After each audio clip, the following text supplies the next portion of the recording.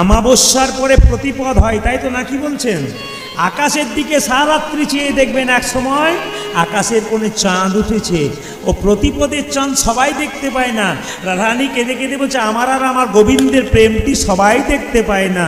আমার আর আমার গোবিন্দের প্রেমটি হচ্ছে প্রতিপদ চাঁদের মতো, খুব ধীরে, প্রতিপদ চাঁদের মতো। বলছে প্রেম কাকে বলে? আসতে, প্রেম কাকে বলে? প্রেম প্রেম কররে ভাই, প্রেম বলে কারে? প্রেম জানত মা যশোদা, যে প্রেমে গোপাল হয়েছিল বাঁধা, যে প্রেমে গোপাল হয়েছিল বাঁধা। ও মায়েরা, যে প্রেমে গোপাল বয়েছিল পিতানন্দের বাধা।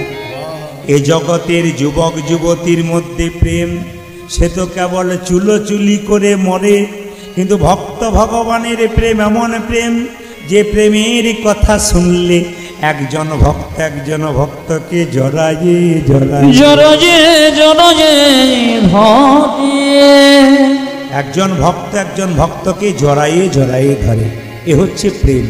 ও মায়েরা, এই ভগবত প্রেম করতে হবে। এই জগতে কারোর সঙ্গে প্রেম যদি করেন, সে বেঈমানি করতে পারে, ধাক্কা দিতে পারে। কিন্তু গোবিন্দের সঙ্গে কেউ যদি প্রেম করে, সে কিন্তু ধাক্কা দেয় না। ওই জন্য খুব মাথায় রাখবেন, কথাগুলো মন দিয়ে শুনবেন। রাধা গোবিন্দের প্রেমের হচ্ছে একটা আলাদা বৈশিষ্ট্য। এই প্রেমের বন্ধনে যে বাঁধতে পারবেন, সে কিন্তু জীবনে সফলতা লাভ করতে পারবেন। 365 দিনের মধ্যে প্রত্যেকটা দিন বাড়িতে ঘুমাচ্ছেন, ভগবান আয়োজন করেছেন হরিনামের, ভগবানের কৃপাতে আপনারা এসছেন। আজকে ভগবান পরীক্ষা করছেন কার কত ধৈর্য আছে, তাই দেখব। ভগবান বললেন, কটা আপেল কটা লেবু মন্দিরে দিলে, আমি ওইটার দিকে তাকাই না, মন মানা ভাবা, তুমি তোমার মনটা আমাকে দিলে কিনা ওইটাই দেখবো। ওই জন্য মায়েরা, আপনাদের কাছে কিছু থাকার না থাকা একটা সুন্দর জিনিস আছে, কি বলুন তো? মন। এই মনটা কাউকে দেবেন না, ভগবানকে দিন, লাভ আছে, শান্তি পাবেন, সুখ পাবেন, আনন্দ পাবেন। এই জন্য মনটা ভগবানকে দিতে হয়। রাধারানী বলছে, ললিতারে, আমি একটা কৃষ্ণ প্রেমের বীজ রোপণ করেছিলাম। আমার মনে বড় আশা ছিল বীজ হতে অঙ্কুর হবে, তারপরে চারা গাছ হবে, বড় গাছ হবে, শীতল তরুর ছায়ায় আমার তাপিত পরাণে জুড়াইয়ে নেব। আমার বধূ আমায় ছেড়ে চলে গেল। দেখো, লক্ষ্য করুন, রাধারানী বলছে আমার বধূ আমায় ছেড়ে চলে গেল। মায়েরা দেখবেন, এই জগতে কেউ যদি মারা যায়, বড় হরি হরি বল বলে নিয়ে যায়, বাড়ির লোক দেখবেন মাচা ধরে খুব কাঁদতে থাকে, ও গো তুমি যেও না গো, ফিরে এসো গো। আপনারা কাঁদেন না? কিন্তু সত্যি কি সে ফিরে আসে? রাধারানী কেঁদে কেঁদে বলছে, ললিতা, আমি আমার কৃষ্ণকে বাধা দেবার চেষ্টা করেছিলাম, কিন্তু পারলাম না।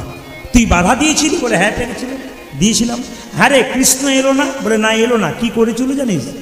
আমার বধূ যখন, শুনবেন মন দিয়ে, আমার বধূ যখন অক্কুরের রথে চেপে চলে যায়।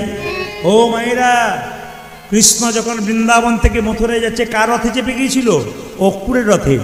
আমার বধূ যখন অক্কুরের রথে চেপে যায়, অক্কুরের রথে যখন চেপে যায়, আমি তখন অক্কুরের রথের চাকা ধরে কত কাঁদলাম, কেঁদে কেঁদে বললাম, বধূ হে, বধূ হে, তুমি আমায় ছেড়ে চলে যেও না হে, ছেড়ে চলে যেও না হে। মায়েরা সবাই লক্ষ্য করুন এই জায়গাটি। ও রাধারানী বলছে, আমি অক্কুরের রথের চাকা ধরে কাঁদলাম, শেষে চাকার সামনে শুয়ে দিলাম আমার প্রাণনাথকে, বললাম, বধূ হে, আমার প্রাণনাথ যদি চলে যায়, প্রাণ রেখে কি লাভ আছে? ও অক্রূর, তোমার নাম কি অক্রূর রেখেছিল? তোমার নাম তো ক্রূর রাখা উচিত ছিল। আমার গোবিন্দকে নিয়ে চললে। এই দেখো, আমি প্রাচীনী লোকের মুখে শুনেছি যে কেউ যদি শুভযাত্রায় যায়, মরা মুখ দেখলে যাত্রা ভালো হয়। এই জন্য আমি যদি তোমার রথের চাকাতে আমার বুকে চাপিয়ে দাও, আমার প্রাণে চলে যাবে। প্রাণে চলে গেলে আমার প্রাণনা, আমার মরা মুখ দেখে যাবে, যাত্রা ভালো হবে। কত ভালোবাসা দেখো। এই জন্য কীর্তন শুনতে আসতে হয়। রাধারানীর ভালোবাসাটা কত গভীর জায়গায় গেছে। যখন বলছে আমি রথের চাকার সামনে শুয়ে দিলাম, অক্রূর রথটা থামিয়ে দিল। আমার বধূ কি করলো জানিস? ললিতা রে, ললিতা রে, আমার বধূ আমায় কত ভালোবাসে জানিস? ওরে ললিতা রে, আমার বধূ রথ হতে নামলো, এক হাত আমার মাথায় রাখি, এক হাতে গঙ্গা জল তুলসী পত্র দিয়ে বলল, রাধে গো, যাবার সময় কেঁদে কেঁদে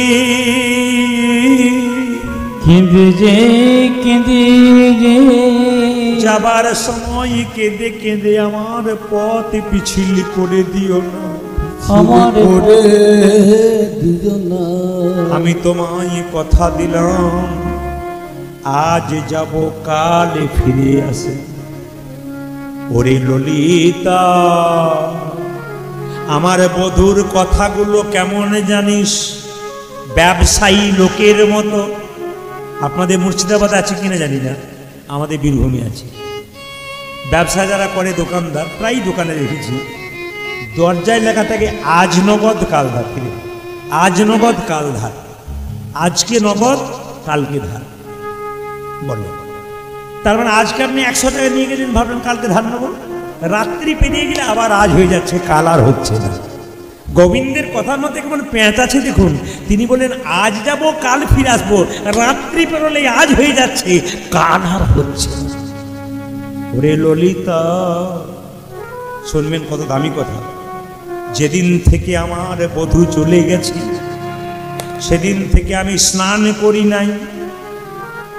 যেদিন থেকে আমার বধূ চলে গেছে, আমি আমার পা ধুই নাই। 100 বছর স্নান করি নাই, পা ধুই নাই। ললিতা বলছে, তোর মাথা খারাপ হয়ে গেছে, পা ধুসনি কেন? মাথা তুই স্নান করিসনি কেন? বলে, শোন ললিতা, যেদিন আমার বধূ আমায় ছেড়ে যাবে, তার আগের দিনে আমার বধূ আমাকে কি করলো জানিস? নিজের হাতে সাজিয়ে দিল, স্মৃতিতে সিঁদুর পরিয়ে দিল, বেনি মাধব নিজের হাতে বেনি বেঁধে দিল, নয়নের কাজল পরিয়ে দিল। আমার গোবিন্দ কি করলো জানিস? কত যোগী, কত মুনি, কত ঋষি সাধনা করে চরণ পাবার জন্য, কিন্তু আমার গোবিন্দ নিজের হাতে আমার চরণে যাবকের চিহ্ন পরাইয়ে দিল। আমার কত ভাগ্য! দেখ, আমার গোবিন্দ আমার চরণে আলতা পরিয়ে দিয়েছিল। যোগী মুনি ঋষিরা চরণ পাচ্ছে না, আর আমার চরণ ধরে আমার গোবিন্দ কাঁদছে, আমায় কত ভালোবাসে। তবে ললিতা রে, যাবার সময় আমার বধূ বলল, তোমার স্মৃতির সিঁদুরটা দিয়ে গেলাম, এসে দেখব। আজ যাব কাল আসবো, এসে দেখব। নয়নের কাজলে দিলাম, আজ যাব কাল এসে দেখব। বেনি বেঁধে দিলাম, আজ যাব কাল এসে দেখব। চরণে আলতা দিলাম, আজ যাব কাল ফিরে আসব। কিন্তু এলো না বলে আমি অপেক্ষা করে আসি। আমি স্নানই করি নাই, কেন জানিস? যদি স্নান করি স্মৃতির সিঁদুর মুছে যাবে, গোবিন্দ যদি কোনোদিন আসে দেখাতে পারব। যদি বেনি বেঁধে দিয়েছে, স্নানে করলে বেনি খুলে যাবে, আমি বেনির মধ্যে বেনি মাধবে দেখতে পাই। আমি যে চরণটা ধুয়ে দিলে আলতা মুছে যাবে, গোবিন্দকে দেখাতে পারবো না। আমি যে চরণের আলতার মধ্যে গোবিন্দ দেখতে পাই, নয়নের কাজলের মধ্যে দেখতে পাই, আমি সব জায়গায় গোবিন্দ দেখতে পাই। ললিতা বলছে, ওরে রাই, তুই যদি সব জায়গায় কৃষ্ণ দেখতে পাস, তবে তুই কাঁদিস কেন? রাধারানী বলছে, আমি কাঁদছি কেন জানিস? আমার বধূ যদি কোনোদিন ফিরে আসে, আমি স্মৃতির সিঁদুর দেখাতে পারবো, স্নান করি নাই বলে। আমি চরণের আলতা দেখাতে পারবো, পা ধুই নাই বলে। সব জিনিস দেখাতে পারবো, দুটো জিনিস আমি দেখাতে পারবো না। কোন দুটো জিনিস? নয়নের কাজল দুটো। কেন? কৃষ্ণ বললে কেঁদে কেঁদে আমার নয়নের কাজল মুছে গেছে গো। ঘর থেকে বেরোনোর সময় পূর্ণ কলসির জল দেখলে যাত্রা ভালো হয়। জোরে বলুন, হা না না। ঘরের টিকটিকি যদি জেঠি শব্দ করে, টিকটিক করে একটু বসে যেতে হয়। যদি ঘরের চালটা মাথায় ঠেকে, তাহলে একটু বসতে হয়। এখন আর চাল ঠেকার চান্স নয়, সব তো দালান ঘর হয়ে গেছে। তাহলে আপনাদেরকে বলে কিছু নিয়ম কিন্তু মানতে হয়। বলছে, ঘর হতে বাহিরিয়াতে ও চালো ঠেকিলে মাথে, না মানিলাম হাঁচি জেঠি মাথা। কেউ যদি হাঁচি হেঁচে দেয়, মানতে হয়। বলছে, শুকনো নদী শুকনো না, শুকনো ডালে ডাকে কা, পথে যদি যাকো মুকুন্দ চাপা, এক পা না পারাও বাবা। আচ্ছা বলুন তোমার, মুকুন্দ চাপা মানে কাকে বলা হয়? যে বেটা ছেলেদের দাড়ি গোপ হয় না তাদেরকে মুকুন্দ চাপা বলা হয়। তাদের মুখ দেখলে লাগে, যদি কেউ থাকে বলা দরকার নেই। আবার সকাল এখানে নাই না, যাক জলঙ্গিতে নেই, খচি ভরা হবে। জলঙ্গিতে থাকতে পারে, আজকে আসরে নাই। কি এটা আমার কথা নয়, প্রাচীন লোকের কথা। যদি দেখো মুকুন্দ চাপা, তাহলে এক পা না বাড়াও বাবা। এমন পুরুষ যা দাড়ি গোপ হয় না, তাহলে বুঝবেন সে পুরুষের মুখ দেখলে যাত্রা খুব খারাপ হয়। অনেক লোক যারা কীর্তন শোনে, এক জায়গায় একজন মুকুন্দ চাপা ছিল, সে বললো বেটা সব করলো আমার বদনাম করে দিয়ে চলে যাবে। কিন্তু না, বদনাম করে গেলে পূর্বপুরুষের কথা। ও মায়েরা আবার কি বলুন তো, ঘর থেকে বেরোনোর সময় ডান দিকে গাভী, ডান দিকে ব্রাহ্মণ দেখলে যাত্রা ভালো হয়। তো বিন্দে বলছে যে আমি কি দেখলাম জানিস, বলে কি একটা জিনিস দেখলে ভালো হয়, কি যদি কোনো মেয়ে মাথায় কাপড় নিয়ে দাঁড়িয়ে থাকে, তার মুখ দেখলে যাত্রা ভালো হয়। এখন আসতে, এখনকার দিনে মাথার কাপড় নিয়ে দেখতে গেলে আপনাকে 100 টাকা দিয়ে দাঁড় করাতে হবে, নইলে হবে না। আপনাদের এখানে তাও 2-4 জনের মাথা কাপড় আছে। অনেকে বলছে নি, আমরা কিন্তু ঘরে গরমের জন্য নিতে পারছি না, তাছাড়া আমরা নিই, কোনো অসুবিধা নেই। আচ্ছা মায়েরা কিছু মনে করবেন না, বাবারা শুনে নিন, মাথার কাপড়টার নাম কি? আসতে, মাথার কাপড়টার নাম কি? লজ্জা। এটা যে মেয়ের আছে তাকে লজ্জা আছে। এটার নাম সভ্যতা। পাড়াগ্রামে আছে, শহরে সব নিতাই গোল হরি বল। সভ্যতা, সভ্যতা হয়ে গেছে, সভ্যতা নেই। মায়েরা মাথার কাপড় মেয়েদের দরকার আছে, সব জায়গায় নেবার দরকার নাই। ইতিহাস কি বলছে দেখুন, আস্তে, ইতিহাস কি বলছে। আগে জমিদার রাজারা খুব অত্যাচারী ছিল, মেয়েদেরকে মা জ্ঞান করতো না, বাগান বাড়িতে তুলতো। ওই জন্য আইবুড়ো মেয়েদেরকেও আগে মাথায় এরকম করে কাপড় নিতে হতো। কেন বলুন তো? ইতিহাস বলছে। কেন না, যদি কোনো মেয়ে সুন্দরী হতো দেখতে, রাজা বা জমিদার বাগান বাড়িতে নিয়ে চলে যেত। এই জন্যে কিন্তু মেয়েরাও মাথায়, এখন আর সে যুগ নাই, কোনো অসুবিধা নাই। এই জন্য এখন ধরুন আপনাদের যুগ, কোনো অসুবিধা নেই, যা করবেন তাই মানতে হবে আমাদের। তারপর শুধু তাই নয়, এখন দেখবেন বাবা, কিছু মানুষ বয়স্ক বাবারা রয়েছে, আগে মেয়ে দেখতে গেছেন, মা তোমার চুলটা খুলে দেখাও তো। একবারে কোমর পর্যন্ত চুল হলে বলে মা লক্ষ্মী পয়মন্ত গো। আর এখন যদি বলেন চুল তো খুলে দেখান, তো খবরদার যান এখান থেকে, দেখতে পাচ্ছেন না চুল আমার কোথায়। আগে ছিল, এই দিকে তাকান, আগে ছিল কোমর পর্যন্ত, তারপর পিঠ পর্যন্ত, তার পর্যন্ত ঘাড় পর্যন্ত, আসতে, তারপর ঘাড় পর্যন্ত U cut, bob cut, C cut, D cut, V cut, গোষ্ঠীর পিন্ডি কাট, তারপর হয়ে গেল কি ন্যাড়া কাট। কোন জায়গায় যাবে আমি এটা ভাবছি। না না না না, আমি আপনাদের একটা বাচ্চাগুলো কিন্তু খুব হাসছে। আপনাদের একটা কথা বলে কি, আমি আগামী দুর্গাপূজা আসছে তো, মানে দুর্গাপুজো চলে এলো, আসতে আগামী দুর্গাপুজো চলে এলে আপনারা একটা সুন্দর কথা বলে যাবেন।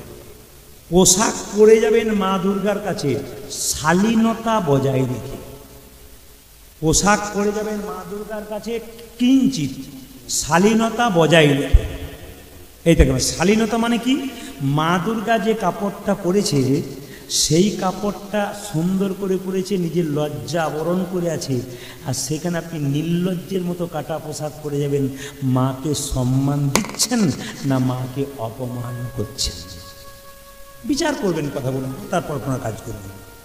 এখনকার মেয়েরা দেখবেন, আপনাদের এখানে নয়, এমন পিঠকে কেটে চলে যায়, কিছু মনে করবেন না। কামাতুর মানুষের লোভীর চোখ তাদের দিকে যায়, শেষে সমাজ নষ্ট করবে। এত সুন্দর দুর্গা পুজো, সনাতন ধর্মের মানুষের পুজো, মা দুর্গা এসেছে। মায়েরা, বেশ্যালয়ের মাটি লাগে, আবার রাজদরবারের মাটি লাগে, রাজার দরজার মাটি লাগে, আবার বেশ্যার মাটি লাগে।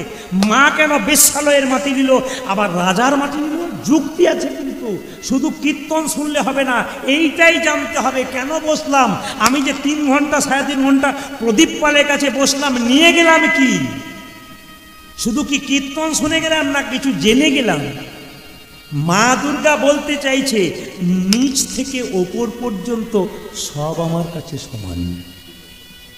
একটা মা যদি সঠিক মা হয়, তার চাষি ছেলে যেমন সমান, তার একজন ইঞ্জিনিয়ার ছেলেও সমান। কেন? মায়ের কাছে সবাই সমান। মা বলতে চাইছে, পতিতা মেয়েরা এমনি এমনি পতিতা হয় নাই, বেশ্যা এমনি এমনি হয় নাই, বিপাকে পড়ে হয়েছে। ওদেরও মাটি আমায় দে, আর রাজারও মাটি দে, জগৎকে শেখাবো। রাজা থেকে প্রজা পর্যন্ত সবার আমি মা, আমি যে জগৎ জননী। কি সুন্দর বুঝিয়েছে দেখুন। শুধুমাত্র দুর্গা পুজো দেখলে হবে না, প্রত্যেকটা ব্যাখ্যা দিতে হবে। প্রত্যেকটা কথার মধ্যে যুক্তি আছে। আজকে দুর্গা পুজো আছে বলে বলে যাচ্ছি আপনাদের, মন দিয়ে শুনবেন যে যেখানে বসে আছেন। মাথার কাপড়ের কথা যখন এলো, অপরাধ নেবেন না। আমার মায়ের মা বেঁচে ছিল 95, এইখানে আমার মা বেঁচে আছেন মোটামুটি এখন 76 থেকে 78 এইখানে। আমার কাকিমা বেঁচে আছেন সত্যি সত্যি খোপা মানে বাম্পার পর্যন্ত এলো। এখন যারা বাড়িতে এসছে বাম্পার টাম্পার নিয়ে হাইওয়ে রোড হয়ে গেছে। আপনারা হাইওয়ে রোড করবেন না। আগে দেখবেন ভাসুর দেখলে, বাবা আগে ভাসুর দেখলে মেয়েরা পর্দা নিত, জোরে বলুন হ্যাঁ না নিত না? এখন নাই না কেন?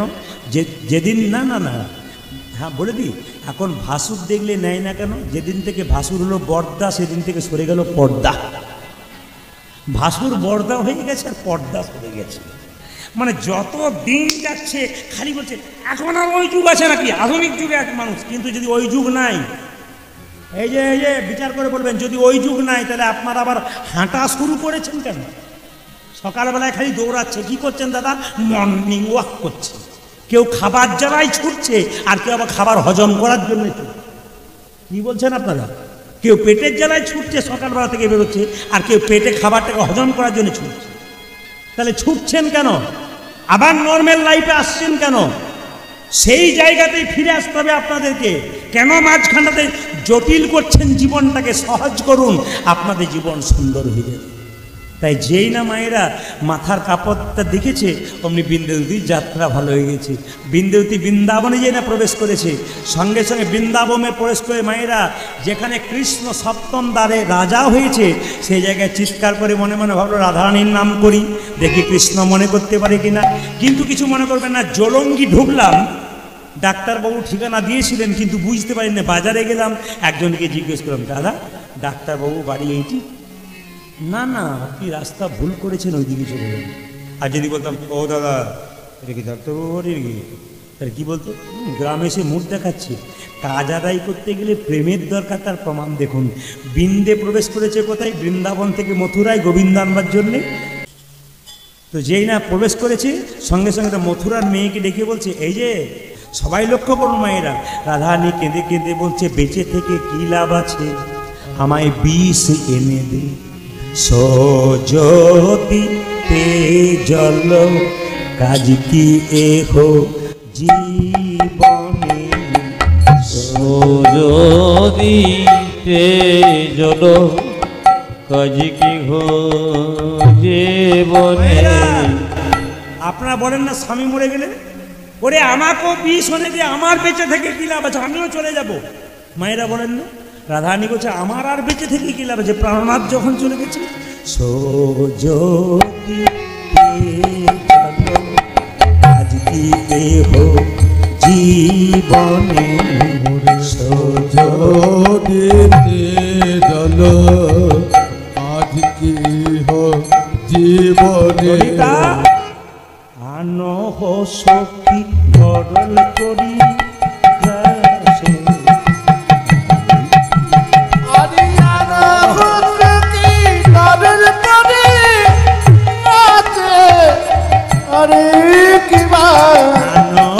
সখী গরল করি গ্রাসে, আরে কি আজি অনল সখী গ্রল করি গ্রাসে, মরি গরে।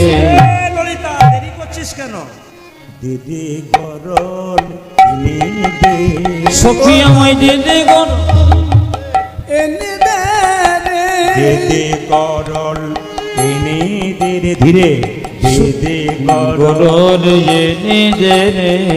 গরল খেয়ে প্রাণতে জীব, দে দে গরল এনে দে।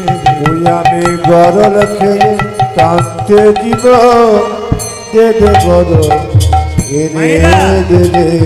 এই যে মন দিয়ে কীর্তন শুনছেন আপনারা, কথাগুলো শুনবে, রাধারানী যাবে বিষ এনে দে। তো তবে আমি যখন মরে যাব না বিষ খেয়ে, আমাকে কি করবি জানিস? নিরে নাহি অনলি নাহি তা হবি, অজে নিরে নাহি রবি, অনলে নাহি রবে। নিরে নাহি তা হবি, অনলি নাহি তা হবি।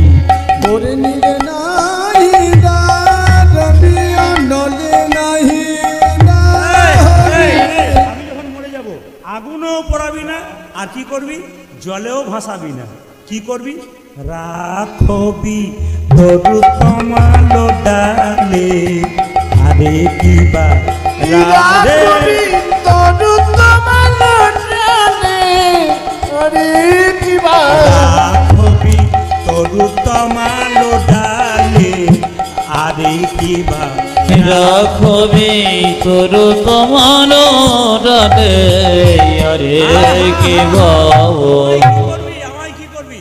আমায় তোমার ডালে বেঁধে রাখবি, কমল ডালে বেঁধে রাখবি, তোমার ডালে বেঁধে রাখবি, তোমার ডালে বেঁধে রাখি, মরিলে আমার দেহ তোমার ডালে বেঁধে রাখবি, মরিলে আমারে দেখো তোমার ডালে বেঁধে রাখি। তোমার কাছে যখন বেঁধে দিবি তখন কাক পক্ষীকে বলবি আমার শরীরে সব জায়গা খেয়ে নেবে, আমার দুটো জিনিস জন্য না খায়। মায়েরা রাধানি কেমন ব্যাখ্যা দেখুন, কেউ বলতে পারবেন কোন দুটো জিনিস খেতে বারণ করছে? হ্যাঁ, বাহ বাহ, যারা কীর্তন শুনে তারা বলছে। মায়েরা কেউ বুঝতে পেরেছে? আচ্ছা বলুন তো মায়েরা, রাধারানী কোন দুটো জিনিস বলতে চাইছে? হ্যাঁ, বয়স্ক মায়েরা তো বলেছে। আর দু চারজন তাকাতাকি করছে, বলে চুপ থাকাটাই বুদ্ধিমানের কাজ, চুপ করে থাক, উনি যা কথা বলবেন। পয়সা নিতে এসছেন, উনি বলবেন না? তা তো বলবেন, আমাকেই বলতে হবে। মায়েরা, রাধারানী বলছে, ওগো কাক পক্ষী, তুই আমার শরীরের সব জিনিস খেয়ে নিবি, এই দুটো জিনিস খাস না। যদি গোবিন্দ ফিরেই আসে, কিছু থাকার না থাক, নয়ন ভরে দেখব তাকে, আমি নয়ন ভরে দেখব তরে, নয়ন ভরে দেখব তাকে, আমি নয়ন ভরি দেখবো তারে, বধূ যদি ফিরে আসে, নয়ন ভরে দেখব তাকে, আমার বধূ যদি ফিরে আসে, নয়ন ভরে দেখবো তারে। দেখুন, আপনাদের একটা সুন্দর কথা বলে যাই। এই যে ব্যাখ্যাগুলো করছেন রাধারানী, খুব সুন্দর ব্যাখ্যা করছেন পদাবলীর মাধ্যমে। আমি শুধু আপনাদের বলতে চাই, এই মাসটা কি মাস? কার্তিক মাস। কার্তিক মাসে কিছু জিনিস মানবেন, গোবিন্দ আপনার কাছ থেকে যাবে না। এই মাসটা কিন্তু বিখ্যাত মাস। কেন বলুন তো? 12টা মাসের মধ্যে 3টে মাস খুব গুরুত্বপূর্ণ। একটা বৈশাখ মাস, একটা মাঘ মাস, আর একটা হচ্ছে কার্তিক মাস। আবার এই 3টে মাসের মধ্যে শ্রেষ্ঠ মাস কোনটা? কার্তিক মাস। এই মাসটার নাম নিয়ম সেবার মাস, এই মাসটার নাম হচ্ছে দামোদর মাস। এই মাসটাতে স্বয়ং গোবিন্দ দাম বন্ধন লীলা করেছিল। দামোদর নাম কেন হলো মাসটার নাম? গোবিন্দের পেটটাতে, দাম মানে দড়ি আর উদর মানে পেট, গোবিন্দের পেটে মা যশোদা দড়ি দিয়ে খালি খাবো খাবো, এই জন্য বেঁধে রেখেছিল দাম উদর। দামোদর মাস, দাম বন্ধন লীলা গোবিন্দ করেছিল। এই জন্য আপনাদের কাছে নিবেদন রইল, যে যেখানে বসে আছেন মন দিয়ে শুনবেন। এই দামোদর মাসে কতগুলো গুরুত্ব আছে, বলবো না, বাদ দিয়ে দেবো, আজকে বলেই যাই, শুনে নিন। এই দামোদর মাসে হ্যাঁ,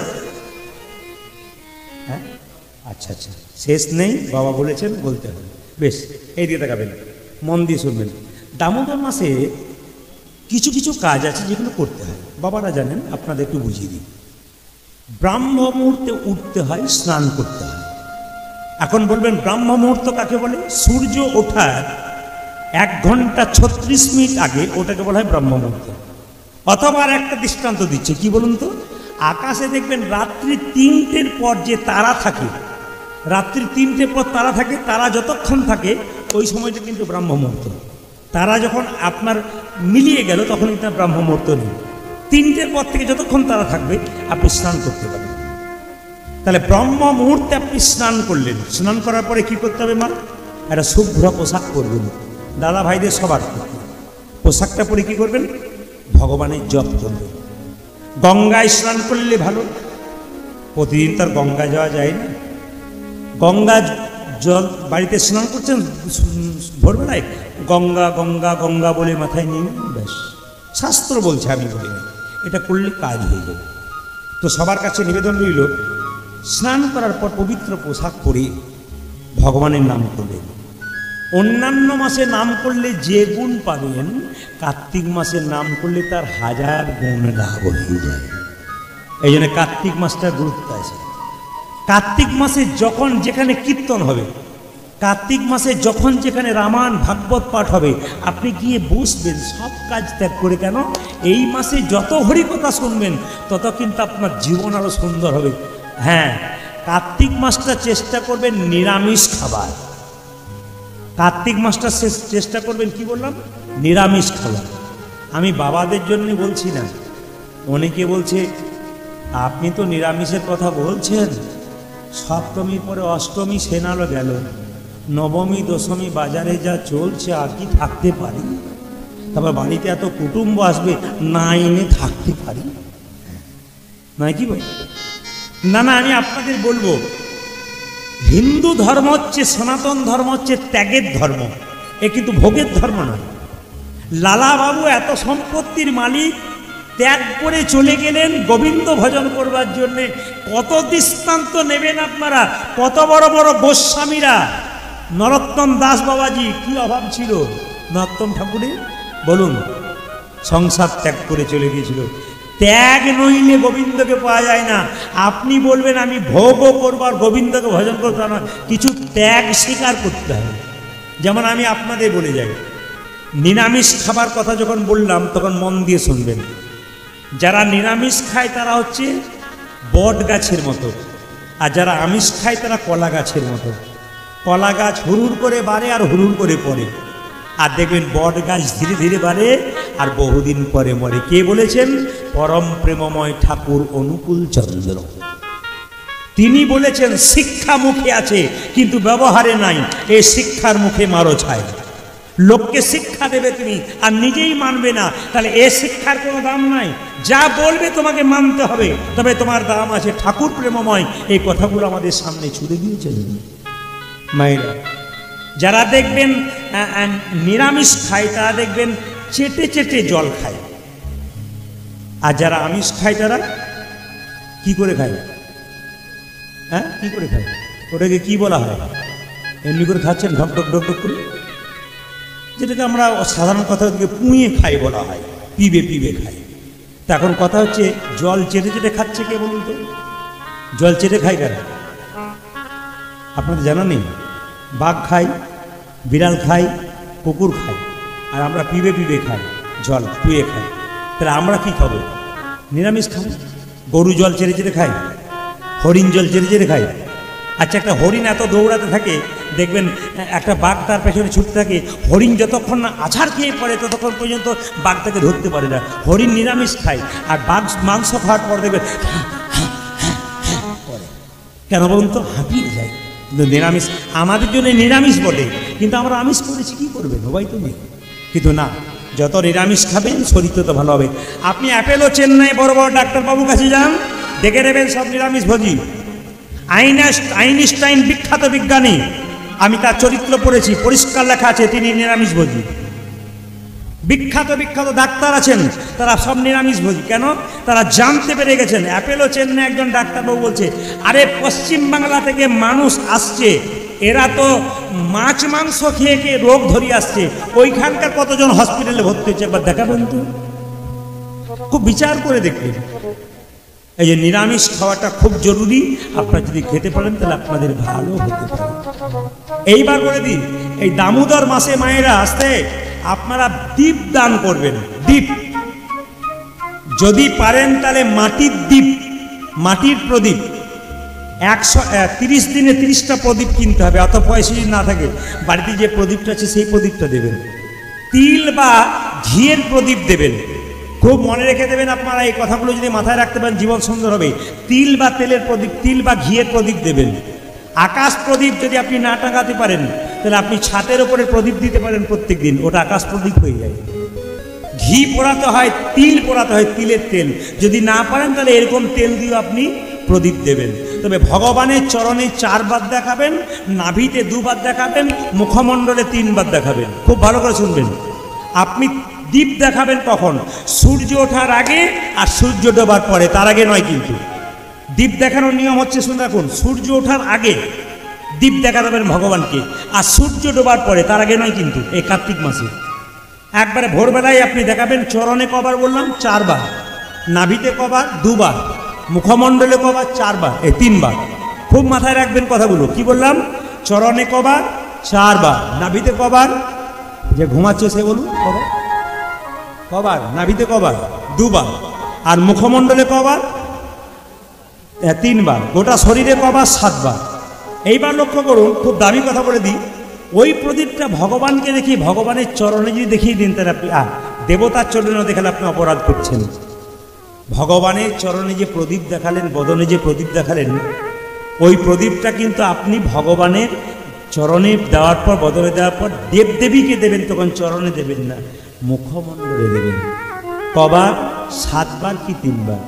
আপনার গুরুদেবের ছবি আছে, এই গুরুদেবের ছবিতে কবার দেখাবেন? সবাই লক্ষ্য করুন, 7 বার কিংবা 3 বার। চরণে কিন্তু দেখাবেন না, তাহলে কিন্তু আপনাদের অপরাধ হয়ে যাবে। এই দামোদর মাসটা আপনারা পালন করুন, খুব বিখ্যাত মাস। যদি পারেন কার্তিক পূর্ণিমা থেকে, আমি আগে বললাম এই কটা দিন এখন পুজো চলছে, যা করছেন করুন, কিন্তু কার্তিক পূর্ণিমা থেকে, কোন পূর্ণিমা?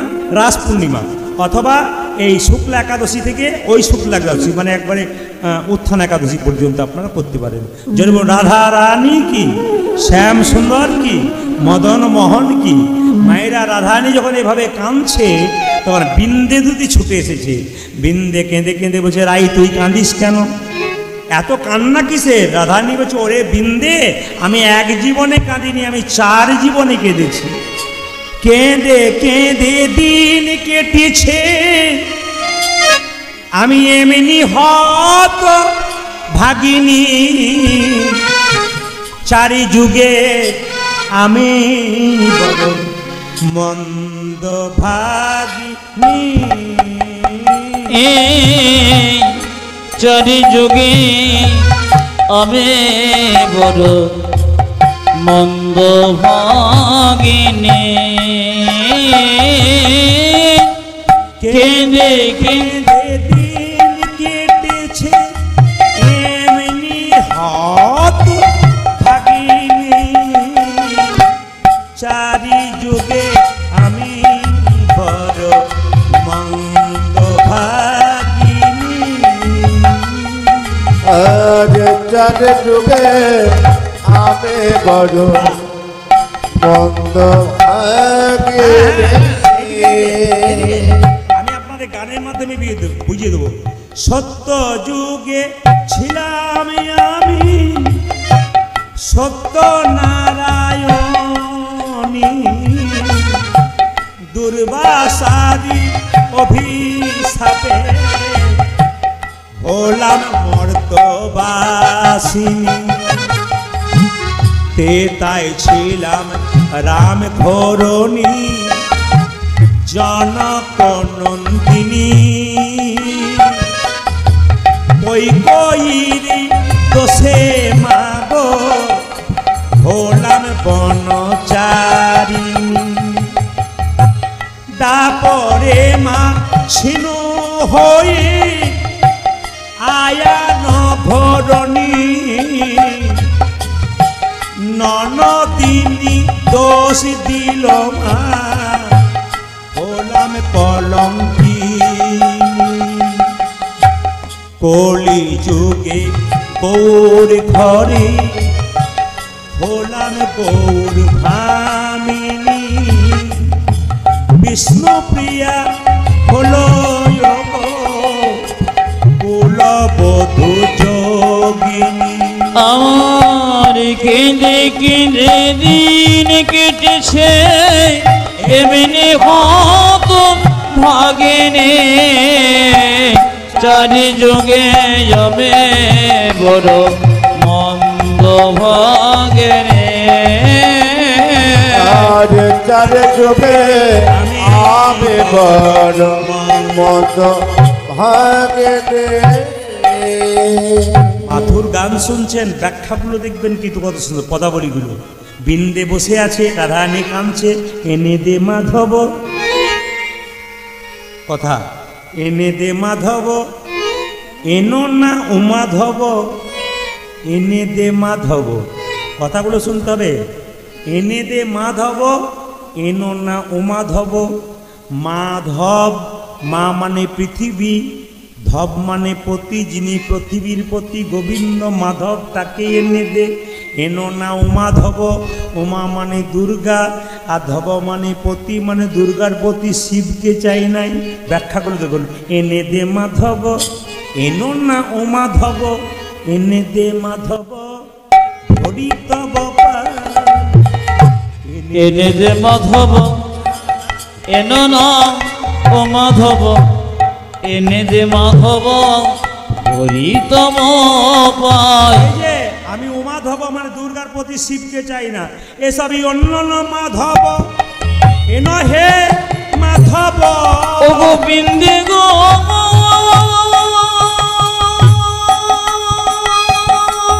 গোবিন্দে। আরে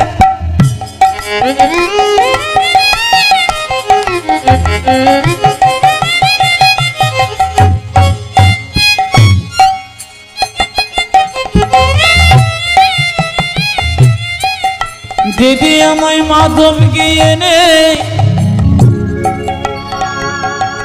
এনে দে।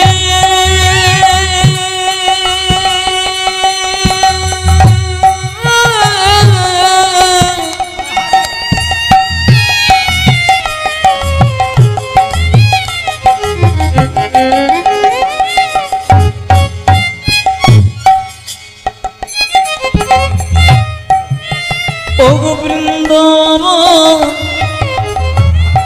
দুতি জি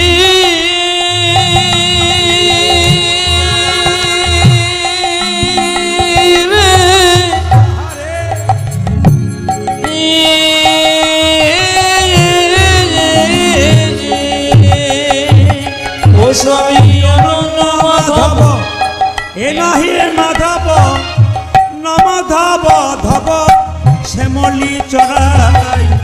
এনে দে মাধব, এনো না ও মাধব, এনে দে মাধব হরি তম পায়। এনে দে মাধব, এনো না এনো না ও মাধব, এনে দে মাধব হরি তম পায়। মন দিয়ে শুনবেন, আস্তে এদিকে এদিকে কি সুন্দর ব্যাখ্যাগুলো আছে দেখুন পদাবলীগুলো। আমাকে সেই মাধবকে এনে যে শ্যামলি ধবলি চড়াই, সেই মাধবকে এনে দে। এই দিকে তাকাবেন, যখনই বলেছে আস্তে আস্তে, যখন বলেছে আমার মাধবকে এনে দে, সঙ্গে সঙ্গে বৃন্দে বলছে তাহলে এক কাজ কর, তো চরণে ধুলো না হলে তো হবে না, এক কাজ কর রাই, গোবিন্দ পেতে গেলে ধৈর্যের দরকার হয়, ধৈর্যং করু ধৈর্য। ধরে জঙ্গে করু ধরে যায়। খালি ছটফট করছে, হ্যাঁ কিসের ছটফটে এত? এত কিসের আপনাকে বলুন, মানে এত চঞ্চল কিসের? রাধারানীকে এত চঞ্চলের গোবিন্দকে পাওয়া যায়, কিছু মনে করবেন না। 100 ভাই দাদা দুর্যোধন চঞ্চল ছিল, ভগবান পেলেন না। আর 100 ভাই পঞ্চপাণ্ডবের দাদা যুধিষ্ঠির স্থির ছিলেন, ভগবান পেলেন। যারা চঞ্চল মানুষ তারা ভগবান পায় না, আর যারা স্থির মানুষ তারা ভগবান পায়। দেখবেন যে মেয়েরা সংসারে খুব চঞ্চল, সবজি কাটতে গিয়ে আঙুল কেটে ফেলে, কিংবা তরকারিতে দুবার নুন দেয়, ঘরের লোকের কাছে গাল খায়। এই নিয়ম। চঞ্চল হবেন না, শান্ত হবেন, জীবন সুন্দর হবে। এই যে এক এক করে যান, যত এগিয়ে যাবেন তত রস পাবেন। কিন্তু লক্ষ্য করুন, ওই যে এক কাজ করে ধৈর্যং করু ধৈর্য, ধরে জঙ্গে রহু ধরে ধৈর্যং রহু ধৈর্যং, রায় ধৈর্যং রঘু ধৈর্যং। বলি কাঁদিলে যাওয়া হবে না রাই, এখন কাঁদিলে যাওয়া হবে না রায়। কাঁদিলে যাওয়া হবে না রাই, এমন করে কাঁদিস না রাই, কাঁদিলে যাওয়া হবে ও না রাই। তুই এমন করে কাঁদিস না রায়, কাঁদিলে যাওয়া হবে না রায়। ধৈর্যং বহু ধৈর্য, রায় ধরে জঙ্গে করু ধরে ধৈর্যং রহু ধৈর্যং, রায় ধরে জঙ্গে রহু ধরে গচ্ছং মথুরায়, রায় ধরে জঙ্গে রহু ধরে জঙ্গে মম গচ্ছঙ্গে মথুরায়।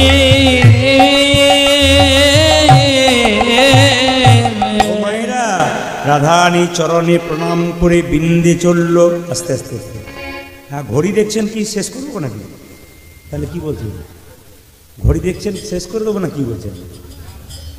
ও আসলে তা নয়, অনেক বাবা মনে মনে ভাবছে তাহলে কি শেষের দিকে? না না, শেষের দিকে নয়, এর ভেতরে রসগুলো দেখুন। আপনি তো মাথুলীলা বহু শুনছেন, আপনাদের জায়গাটা ভালো বলে একটু ব্যাখ্যা করে। অন্য জায়গায় হলে কিন্তু আমি গানের মধ্যে গিয়ে একবারে নিতাই গৌর হরিবোল করে দিতাম, তত্ত্বের মাধ্যমে ঢুকে ঢুকে। কিন্তু আপনারা সব গানের লোক বলে আপনাদেরকে একটা একটা করে দিচ্ছি। মন দিয়ে শুনবেন। যে যেখানে বসে আছেন মায়েরা, মায়েরাও কিন্তু খুব ভালো এখানে ভক্ত। দাদা ভাইয়েরা যারা দাঁড়িয়েছেন কষ্ট করে, তাদেরকে প্রণাম জানাই, অভিনন্দন জানাই। আপনাদের পরিবারে কৃষ্ণ ভক্ত সন্তান হোক, আপনারা সুখে থাকুন, হিন্দু সনাতন ধর্ম বেঁচে থাকুক, আমি এটা চাই। গর্ব করে যেন বলতে পারে আমি হিন্দু, এটা যেন আমি বলতে পারি, গর্ব করে বলতে পারে আমি হিন্দু। মায়েরা, একমাত্র স্বামী বিবেকানন্দ 1893 খ্রিস্টাব্দে আমেরিকার দ্বিতীয় সম্মেলনে তিনি চিৎকার করে বলেছিলেন আমি হিন্দু। এত বড় গর্ব করে এখন বলার মতো ক্ষমতা আমাদের নেই। এই জন্য আপনাদের কাছে নিবেদন রইল, সনাতন ধর্মকে বাঁচানোর জন্য আপনি গর্ব করে বলতে পারবেন যে আমি হিন্দু, আমি সনাতন। আস্তে বাবা আস্তে, আমি সনাতন ধর্মের মানুষ। লক্ষ্য করুন যে যেখানে বসে আছেন, একটা শুনবেন, যে যেখানে বসে আছেন। বিন্দে দুতি যখন বলছে তাহলে তোকে প্রণাম করে যাই রাই, নইলে গোবিন্দ পাবো কি করে। ওগো রাধে তোকে প্রণাম করি, ওগো রাধে, ওগো দে চরণের ধো। ও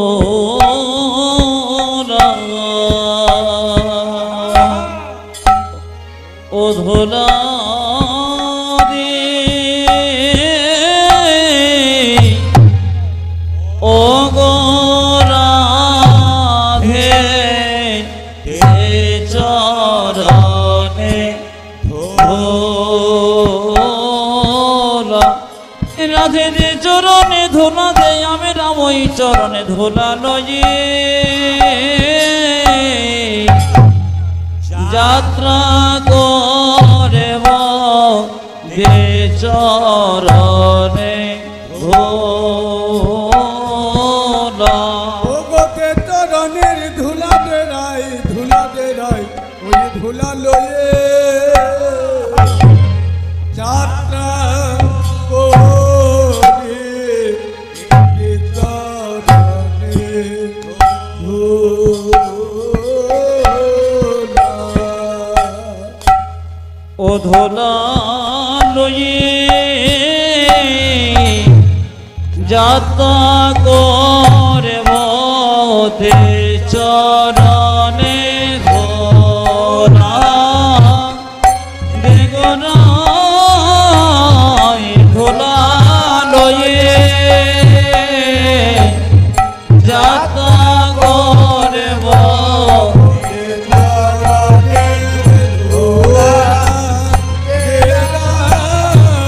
ধোলা লয়ে যাত্রা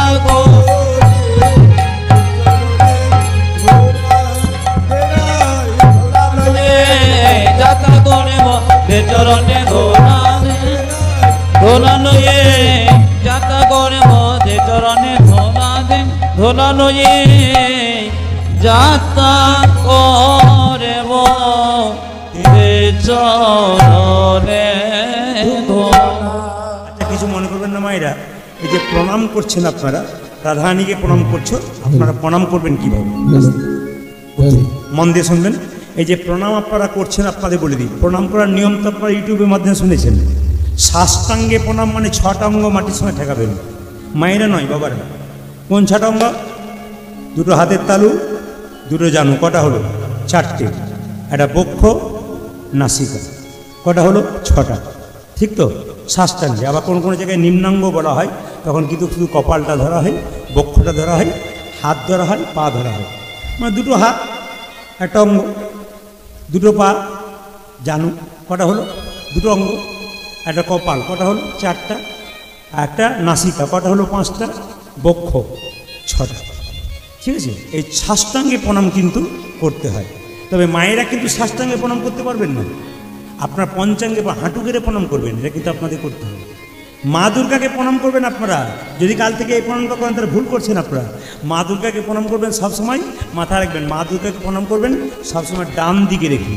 দেবদেবীকে প্রণাম করতে ডান দিকে, এটা মা দুর্গার মন্দির তো আপনি এইদিকে মুখ করে প্রণাম করবেন। কিন্তু যদি এটা কৃষ্ণের মন্দির হয় তখন বাঁ দিকে মুখ করে প্রণাম করবেন। মানে কৃষ্ণকে বাঁ দিকে রেখে দেবদেবীকে ডান দিকে রেখে প্রণাম করতে হয়। তবে বলে রাখি, এখন তো কিছু মনে করবেন, এখন তো ছেলে মেয়েরা প্রণাম তো ভুলেই গেছে। এখন ছেলেমেয়েরা প্রণাম ভুলে গেছে। বাবা মাকে প্রণাম করে দূর কথা, পায়ে ঠেকে গেলে কি বলে? সরি। ভালো ইংরেজি শিখেছে কি বলুন তো? সরি। মানে রেডিমেড প্রণাম বাবা শিখেছে অনেকে। দেখবেন মা দুর্গা মন্দিরে দেখবেন অনেকে প্রণাম দেখবেন স্কিন টাচ প্রণাম, মানে রেডিমেড প্রণাম। এখন আর প্রণামে এত সময় কোথায় পাবে? প্রণাম করার সময় তো নেই, তাই স্ক্রিন টাচ প্রণাম নেই। এই জন্য আপনাদেরকে বলে রাখি, প্রণাম কিন্তু ভালোভাবে করবেন। হ্যাঁ, লজ্জা, ঠিক বলেছেন।